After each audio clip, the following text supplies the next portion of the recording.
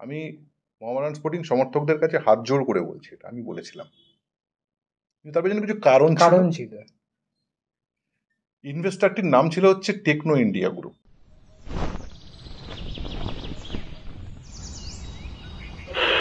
আকাশবাণী কলকাতা, শুরু হচ্ছে মহিলা মহল। উপস্থাপনা ও প্রযোজনায় বেলা দে। নমস্কার দর্শক বন্ধুরা, এক্সট্রা টাইম বাংলার আড্ডায়, ফুটবল আড্ডায় আপনাদের সকলকে স্বাগত। আমি রৌনক, আমার সঙ্গে রয়েছে সাইফদা। এবং আজকের এই যে সেই শোয়ের টপিক নিয়ে দীর্ঘদিন ধরে আপনারা আমাদের কমেন্ট বক্সে এসে প্রশ্ন তুলছিলেন।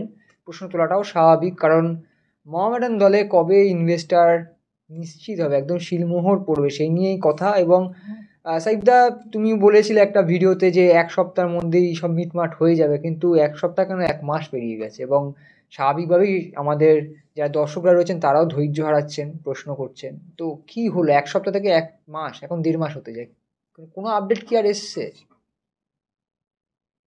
তোমার কি ধৈর্য আছে? ধৈর্য তো রাখতে হবে। কেন রাখবে ধৈর্য? দেখো, তোমার যদি কোনো কিছুর প্রতি একটা ভালোবাসা থাকে, ধৈর্য রাখতে। দেখো, আমাদের কাছে তো 3 প্রধান খুব ইম্পর্টেন্ট, এবং important। সেটা আমরা সমানই বলার চেষ্টা করি। এবং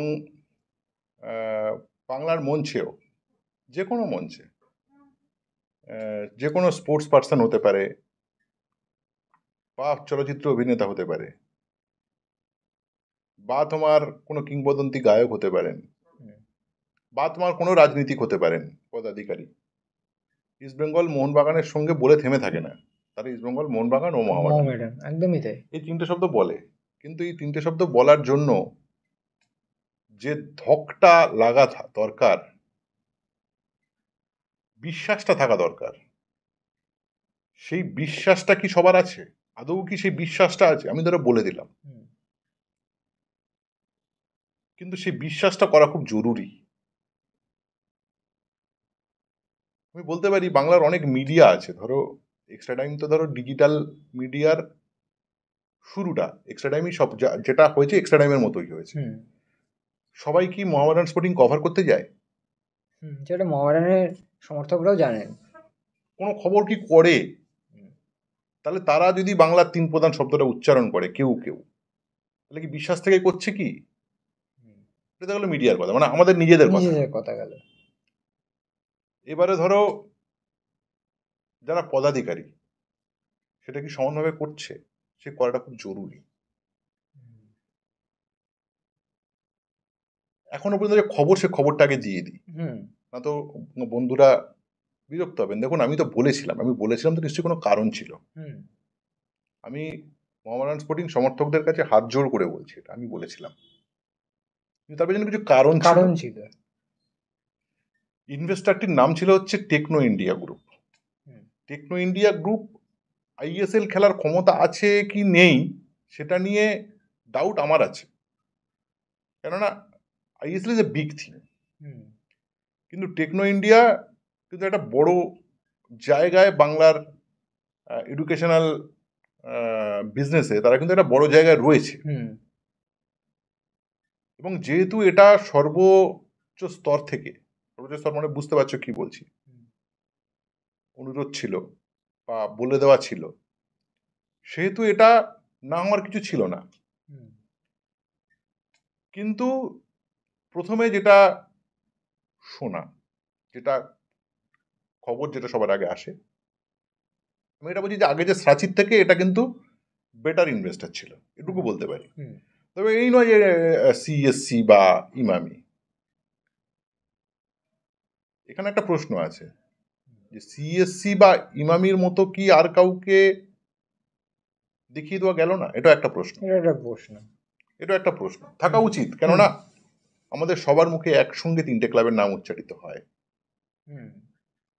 এবং উচ্চারিত হলেও আমি একটা জিনিস তোমার বলতে পারি, ধরো 1911-র শিল্ডটা মোহনবাগান জিতেছিল, কিন্তু স্বাধীনতার আগে সবচেয়ে বড় সাফল্য যদি কোনো দলের থাকে সেটা কিন্তু মোহামেডান, এবং তার ধারে কাছে কিন্তু বাকি 2 প্রধানের ছিল না। এবং স্বাধীনতার পর থেকে শুরু হলো ইস্টবেঙ্গলের খেলা। ইস্টবেঙ্গল জানান দিল যে এই মাটিটা আমার। এক একটা ফেজে ভারতীয় ফুটবল বা বাংলার ফুটবল ভাগ করা, এবং তারপর ইস্টবেঙ্গল মোহনবাগান এবং মোহামেডানকে অস্বীকার করা যায়নি 2000 সাল পর্যন্ত। 2000 সাল পর্যন্ত অস্বীকার করা যায়নি, কেননা সর্বভারতীয় টুর্নামেন্টগুলো তুমি যদি দেখো সেখানে তারা ফাইনালিস্ট হচ্ছে বা চ্যাম্পিয়ন হচ্ছে বা ভালো খেলছে আর কি। 2000-এর পর থেকে যেটা ব্রেক হয়ে যায় তার কারণ হচ্ছে ইউবি গ্রুপ দুটো দলকে সমর্থন করে। মোহামেডান স্পোর্টিং যেহেতু ওটা একটা লিকার ওরিয়েন্টেড কোম্পানি ছিল, তারা তার একটা প্রোডাক্টকে তারা নিতে অস্বীকার করে, ঠিক আছে, জার্সিতে রাখতে অস্বীকার করে এবং সেই যে মূল রেস থেকে সরে যায়। সেই কারণে তো ফুটবলিং কজে মোহামেডান স্পোর্টিং কিছুটা অপ্রাসঙ্গিক হয়েছে, কিন্তু তার মানে এই নয় যে মোহামেডান স্পোর্টিংকে তুমি ওয়াইপ আউট করে মুছে দিয়ে ডিলিট করে দিতে পারবে, হয় না, কখনো হয় না। এটা একটা বিশ্বাস, যে বিশ্বাসটার কথা আমি বলছি, তুমি নিজের কাছে সৎ হও যে আমি তিন প্রধানের নাম উচ্চারণ করতে গিয়ে ইস্টবেঙ্গল মোহনবাগান মোহামেডান আমি এক নিঃশ্বাসে উচ্চারণ করব, তার জন্য নিজের কাছে সৎ হওয়া জরুরি। আমি এইটুকুই বলছি। আমি যে জায়গায় তোমার বলছিলাম, যে ইনভেস্টর টেকনো ইন্ডিয়া তার 20 কোটি টাকা তার প্রথমে সে দিতে স্বীকার করে, এবং মোহামেডান স্পোর্টিং কর্মকর্তারা ভেবেছিলেন যেহেতু এটা সর্বোচ্চ স্তর থেকে হচ্ছে, মুখ্যমন্ত্রীর অফিস থেকে হচ্ছে, সেহেতু 20টা যদি 30 বা 35 তিনি যদি বলে দেন তাহলে এটা আমাদের প্রবলেমটা সলভ হয়ে যাবে। মোহামেডান স্পোর্টিং এর সবচেয়ে বড় প্রবলেম কি, সেটা হচ্ছে ফিফা ব্যান রয়েছে, যেটা 8 থেকে 9 কোটি টাকা খরচ, এবং গত মরশুমের তোমার মাঠ ভাড়া থেকে শুরু করে, আইস থেকে শুরু করে, বাস ভাড়া থেকে শুরু করে সব জায়গায় সমস্ত ভেন্ডারের জায়গায় আগের ইনভেস্টার ফেলিওর হয়েছে, এবং এই দায়টা মোহামেডান স্পোর্টিং এর ঘাড়ে এসে পড়েছে। এবং মোহামেডান স্পোর্টিং এর এখানে বক্তব্য কেউ অফিসিয়ালি দেননি, কথা বলে যেটুকু শোনা যাচ্ছে সেটা হচ্ছে যে দায়টা 61% শেয়ার তারা নেবে, শেয়ার যারা 61% নেবে তারা তো দায়টাও নেওয়া উচিত। এই দায়টা নেবে না কেন তাহলে মোহামেডান স্পোর্টিং এর যে দায়টা রয়েছে, এই দায় তারা কোথা থেকে সংগ্রহ করবে? এই দায় তারা সংগ্রহ যদি করতে পারে, ধরো মুখ্যমন্ত্রী হয়তো ব্যবস্থা করে দিতে পারেন, কোথাও থেকে হয়তো করে দিতে পারেন, চলো তোমার এত এত টাকার প্রয়োজন, কত টাকা বলো, দুটো মিলিয়ে 8 আর 8 16 কোটি টাকা আমি জোগাড় করে দিই, তুমি কি 20 কোটি টাকা টিম বানাতে পারবে? এটা যদি একটা প্রশ্ন হয়, 20 কোটি টাকা কি আইএসএল খেলা সম্ভব? তাহলে হ্যাঁ সম্ভব, যুব ভারতী বা কিশোর ভারতী এইসবগুলো ফ্রিতে করে দিতে হবে। এখন একটা ইনভেস্টার, সে একটা প্রফেশনাল হাউস, সে কিভাবে গোটা বিষয়টি দেখবে, এটার একটা প্রশ্ন, এটার একটা বড় প্রশ্ন। তবে এখনো পর্যন্ত শোনা খবর সেটা হচ্ছে 4 তারিখে বসার কথা ছিল, হয়নি, 5 তারিখে বসার কথা ছিল, হয়নি। মোহামেডান স্পোর্টিং তাদের বক্তব্য জানাবে যে এতে হবে না, এইভাবে খেলা সম্ভব নয়, কিন্তু টেকনোর দিক দিয়ে যেটা শোনা যাচ্ছে, তারা 20 কোটিও তাদের কাছে খুব চাপ হয়ে যাচ্ছে, কারণ তারা অলরেডি একটা টিম তারা চালায় কলকাতা লিগে, ইউনাইটেড কলকাতা। মোহামেডান স্পোর্টিং আর একটা অসমর্থিত সূত্র থেকে শোনা যাচ্ছে যে 20টা হয়তো 25 হবে, কিন্তু সেটা 35 হবে না, যেটা চাইছে সেই অ্যামাউন্টটা সম্ভব নয়। এবারে ধরো এতটা কথা বললাম, তাহলে মোহামেডান স্পোর্টিং কোন জায়গায় দাঁড়িয়ে আছে? মোহামেডান স্পোর্টিং দাঁড়িয়ে আছে আইএসএল এর থেকেও অন্ধকারে। আইএসএল এর থেকেও অন্ধকারে, বলো এবার কি বলবে? না তাহলে কি কোনো রকম আশা আলো দেখতে পাচ্ছ না? দেখো, আশার আলো মুখ্যমন্ত্রী মমতা বন্দ্যোপাধ্যায় ছাড়া কেউ দিতে পারবেন না, মানে পরিস্থিতি। এবার আমাকে বলো তো, কেন মুখ্যমন্ত্রীকে দেখতে হবে? হ্যাঁ, এটাই তো কথা। মানে আইএসএলটাকে এই এফএসডিএল এমন একটা জায়গায় নিয়ে চলে গেছে না, মানে তোমার একটা হিউজ টাকার ব্যাকআপ না থাকলে তুমি আইএসএল খেলতে পারবে না। এবারে মুখ্যমন্ত্রীকেই দেখতে হবে, কেননা কোনো একটা নির্দিষ্ট ক্লাব সেটা ইচ্ছে মতো করে করতে পারবে না। আজকে ইস্ট বেঙ্গলকে তো যেতে হলো ইমামির কাছে, আজকে তো মোহনবাগানকে তার নিজের কিছু চরিত্র পরিবর্তন ঘটাতে হয়েছে আইএসএল এ সাস্টেন করতে গিয়ে। এর থেকে তো ভালোবাসা ব্যবহার করা যায় না, সবাইকে সম্মান দিতে হবে কথা বলতে গিয়ে। এটা তো আমাদের থ্রেট টু ইন্ডিয়ান ফুটবল, বা আমাদের কলকাতা ফুটবলের জায়ান্টদের জন্য, বা তোমার লেগাসিকে থ্রেট করেছে ওরা। এই কর্পোরেট যে ব্যবস্থা আমাদের ফুটবলটাকে ডিলিট করে দিতে চেয়েছিল। একা নাবিকের মধ্যে তো লড়ে যাচ্ছে, লড়ে যেতে হচ্ছে। মোহামেডান স্পোর্টিং এর উপর ঝড়টা বেশি আসছে, কেননা তারা ওই সাস্টেন করার জন্য ইনভেস্টার কালেক্ট করতে পারছে না।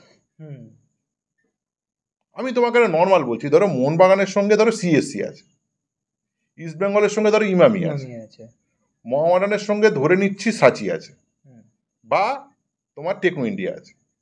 এবারে ইনভেস্টারগুলো তো এরা তো আর ফুটবল খেলবে না, এরা তো আর 120 বছর 30 বছর 32 বছর 26 বছর লেগাসি নিয়ে আসেনি, ওদের ইতিহাস বইও নেই, ওদের নিজস্ব সমর্থকও নেই। এই ইনভেস্টারগুলো জাস্ট একটু চেঞ্জ করে দাও, ধরো সাচিটাকে মোহনবাগানে দিয়ে দাও, তোমার সিএসসিটাকে ইস্ট বেঙ্গলে দিয়ে দাও, কি হয় দেখো। তার মানে কৃতিত্বটা ইনভেস্টারদের হচ্ছে, হোক, কিন্তু সে আমার স্টেবিলিটি দরকার। মোহনবাগান স্বচ্ছভাবে একটা ঠিকঠাক ইনভেস্টারের সঙ্গে থেকে ভালো খেলুক, চ্যাম্পিয়ন হোক, কিন্তু বাকি দলগুলো হোক। আমার এই নির্ভরতাটা দিতে হবে। এই নির্ভরতা কে দেবে? তাহলে আমাদের কারোর অধিকার নেই এই তিন প্রধান নামটা একসঙ্গে উচ্চারণ করার। ইস্ট বেঙ্গলও তো একই পজিশনে পড়েছিল, যদি তারা না শেষ মুহূর্তে একটা ইনভেস্টার না পেতো, প্রথমে সিমেন্ট হোক বা তারপরে যদি না পেতো, তাহলে তুমি তো মোহনবাগানের সঙ্গে ইস্ট বেঙ্গল নামটা উচ্চারণ করতে পারতে না। একটা দল আইএসএল খেলছে আর একটা দল আই লিগ খেলবে, এটা তো হতে পারে না। আমি সেই কারণে বলছি সৎ হওয়া জরুরি নিজের কাছে, যে তিনটে নাম একসঙ্গে উচ্চারণ করতে গেলে আমাদের তিনটে দলকে সমানভাবে ফিট করতে হবে। একটা মায়ের তিনটে যদি সন্তান থাকে, একজন হৃষ্টপুষ্ট থাকবে আর একজনের ওপরে বলে দেওয়া হবে তুমি গোটা ফ্যামিলির দায় তোমার ওপরে, আর আরেকজন সে খাওয়াই পাবে না, এটা তো হতে পারে না। একটা টেবিলে সবাইকে সমান মাছের টুকরো বা মাংসের পিস সবাইকে সমান দিতে হবে ভাই। সে তো একদম মানে যেটা বলছেন যে আশা হলো, তাহলে কি শুধুমাত্র যতক্ষণ না মুখ্যমন্ত্রী কিছু ঠিক করে দেবেন ততক্ষণ আমার তো আর কার অপেক্ষা করা, আর কার ক্ষমতা আছে বাংলার বুকে? সেটাও ঠিক। রৌনক বলো, আর কার ক্ষমতা আছে? এটা আই লিগ নয় যে 5-10 কোটিতে দাঁড়িয়ে যাবে। আমি নিজের আগে আমি চলো বারাসাতে ম্যাচ খেলবো, আমি কল্যাণীতে ম্যাচ খেলবো, নীলিমেশ দাকে বলে নীলিমেশ দা তোমার পুলিশ আছে, এ আছে, তুমি আমার একটু ম্যানেজ করে দাও, আমার 1.5-2 লাখ টাকায় আমার হয়ে যাবে। বা পার্থদা আছে তোমার নৈহাটিতে, ম্যানেজ করে দেবে। এখানে তো শুধু তার উপরে দাঁড়ায় না, মাঠে একটা বোতল পড়লে 1 লাখ টাকা খরচা হয়, বোতলের দাম 10 টাকা, জল ভর্তি বোতলের দাম 10 টাকা, সেটার বোতল পড়লে বলবে 1 লাখ টাকা তোমার জরিমানা হয়ে গেল। এটা তো একটা ব্যবসায়িক প্রতিষ্ঠান না, বাংলা সিনেমার মতো। সিনেমার টিকিট 150 টাকা, পপকর্নের দাম 250 টাকা। তুমি পপকর্ন খাবে না সিনেমা দেখবে? না, সিনেমা দেখবে না। এই যে ব্যাপার, লোকে সিনেমা পপকর্নের ভয়ে সিনেমা দেখতে যাচ্ছে না। বাংলা সিনেমার কথা যদি বলো, এখানেও তাই। মানে এত তার জরিমানা, জেল জরিমানা তার এত, তার ভয়ে মানুষ তো আইএসএল খেলতে ভয় পাচ্ছে। এই যে বড় বড় কোম্পানিগুলো, তারা থরহরি কম্প অবস্থা।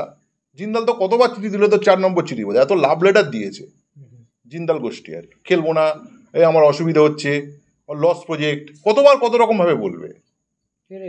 তোমার মনে হচ্ছে না যে মুম্বাই সিটি গ্রুপের মধ্যে ওই আলোচনা হচ্ছে, হ্যাঁ আমি তোমার টাকা দিয়েছি কি পাচ্ছি গো, সে বলবে না? অবশ্যই। এখন কথা হচ্ছে তারা বোঝানো উচিত ছিল ভারতীয় ফুটবলে কিছু পাওয়া যায় না, এখানে যদি হৃদয় দিতে হয়, এখানে কিছু পাওয়া যায় না। ইনকাম করে নিয়ে এসো, আর এখানে দেখো আমরা যদি একটা সিনেমা বা খেলা দেখি, আমরা যদি ইনকাম করতে যাই না, আমরা কি করতে যাই? এটা এন্টারটেন করতে যাই। নিজের খেলাটা আমার কাছে খুব প্রিয়। আমাকে কেউ বলছেন তো সল্টলেক মাঠে গিয়ে তুমি এই টাকাটা পাবে। হ্যাঁ, আমার সাংবাদিকতা হয়তো আমাদের কাছে একটা প্রফেশন, কিন্তু সেই প্রফেশনটা এমন নয় যে আমরা বিশাল বড় গাড়ি ফাড়ি চড়তে পারি, বা আমাদের প্যাশনটা বাঁচিয়ে রাখতে পারি, এবং তার সঙ্গে কিছু হয়তো রুজির একটা যোগান হয়। প্যাশনটাও খুব ইম্পর্টেন্ট এখানে। একদমই তাই। এবার সেই জন্যই হয়তো এই যে 3 প্রধানের কথা হচ্ছে, 3 প্রধান বাকি এই আইএসএল দলগুলোর থেকে আলাদা। না হলে প্রত্যেকটা আইএসএল দল যেভাবে বলেই দিচ্ছে যে স্যালারি আমরা কোনোদিন বলতে পারবো মোহামেডান যদি আইএসএল না খেলতে পারি বলে, মনে করবে যে লাস্ট, বলতেও পারে যে আমি পারলাম না। আমি সেদিন চাইবো রেড রোডে একটা প্রতীকী, সমস্ত মিডিয়া ডেকে সবাইকে ডেকে বলে দেওয়া যে একটা প্রতীকী অবরোধ হওয়া উচিত, এবং সেই অবরোধে ইনভেস্টার আনার মেন দুই কারিগর যারা প্রচুর পরিশ্রম করেছে, আমি নাম করেই বলছি, এক অবশ্যই কামারদা, আর দুই অবশ্যই ববিদা, আমিরউদ্দিন ববি। ফেসবুকে অনেকে গালাগালি করেন, মোহামেডানে হয়তো 33-35 কতজন কমিটি মেম্বার আছে, যা আছে যাই, এই দুজন কিন্তু প্রচুর পরিশ্রম করেছে, প্রচুর চিঠি দিয়েছে, প্রচুর ভাবে মুখ্যমন্ত্রীর সঙ্গে বসা বা তার অফিসে বসা বা নানান জায়গায় কি করা যায় না করা যায় চেষ্টা করেছে। তারপরেও যখন হচ্ছে না, তাহলে আমি কি এটা বলবো যে যে এই দলটার কিছু পাওয়া উচিত ছিল, পেল না, যে এটা ডিজার্ভ করে না, এরা আইএসএলটা সুস্থভাবে খেলা ডিজার্ভ করে, এবং তার জন্য কামারদাকে বা ববিদাকে এত মিটিং কেন করতে হচ্ছে, আমি শুধু এটা বলছি। আর লাখো লাখো মোহামেডান সমর্থকরা তারা কেন রোজ নির্ঘুম রাত কাটাবে, তারা কেন টেনশনে থাকবে যে দাদা কিছু হচ্ছে, আমাদেরকেই তো জিজ্ঞেস করে, দাদা কিছু হচ্ছে একটু জানাবে, দাদা কিছু হচ্ছে একটু জানাবে, আমাদেরও তো খারাপ লাগে, কেন এটা হবে, এটা তো হওয়ার কথা ছিল না। আমাদের দেশে কি বাকি রয়েছে গো, কি বাকি রয়েছে, কোনটা সমস্যা হচ্ছে অর্থনৈতিকভাবে, কোনটার প্রবলেম হচ্ছে?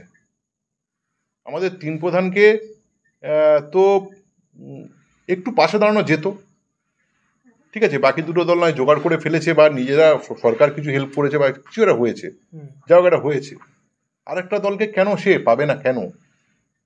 আমি তোমাকে এটা বলছি, বাকি দুটো দলের মানে ইস্টবেঙ্গল মোহনবাগান দলের মধ্যে একটি দলের একদম গুরুত্বপূর্ণ কর্মকর্তা, তিনিও কিন্তু মোহামেডান স্পোর্টিংয়ের এই ইনভেস্টারের জন্য পাওয়ার জন্য তিনিও কিন্তু সমান চেষ্টা করে যাচ্ছেন, একদমই তাই।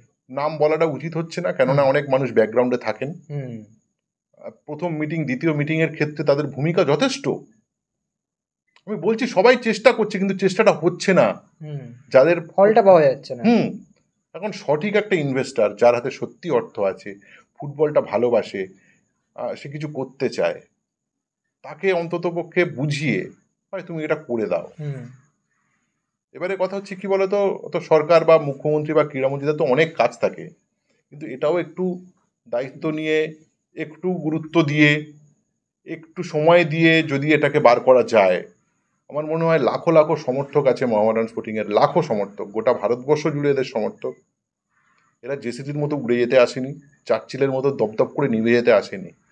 132 বছর ঐতিহ্য, স্বাধীনতা আন্দোলনের সঙ্গে জড়িত মোহামেডান স্পোর্টিংয়ের নাম, এবং ভারতের কোনো ফুটবল দলকে যদি সবচেয়ে ভয় পেয়ে থাকতো ইংরেজরা, সেটা মোহামেডান, কেননা টানা 5টা লিগ, মাঝখানে তারপরে একবার বাদ দিয়ে তারপরেও টানা পরপর জয়, এটা ফুটবল মাঠ একটা সাংঘাতিক ব্যাপার ছিল, ঠিক আছে।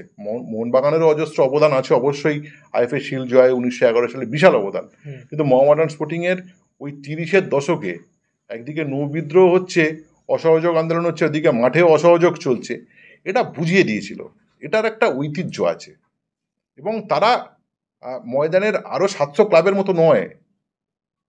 আমার শুধু এইটুকুই বলার, মোহামেডান স্পোর্টিং কর্মকর্তারা সবার আগে তো তারা সাপোর্টার, সমর্থকরা আপনারা দীর্ঘ লড়াই আন্দোলনে যান না, এটুকু বলার। আমরা মিডিয়া হিসেবে আপনাদের সাথ দেব। লড়াই আন্দোলন মানে তো সুস্থভাবে অনেক কিছু বলা যায়, শান্তভাবে সুস্থভাবে প্রতিবাদের ভাষা অনেক কিছু জানা যায়,